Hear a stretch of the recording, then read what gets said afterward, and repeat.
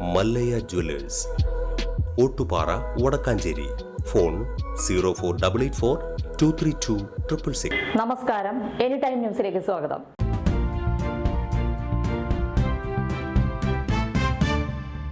അമൃതബാല സംസ്കൃത കേന്ദ്രം മുണ്ടത്തിക്കോട് യൂണിറ്റ് മാതൃവന്ദനം നടത്തി. ഈയാനിക്കാട്ടിൽ സോമാവതി സുകുമാരനെ ആദരിച്ചു.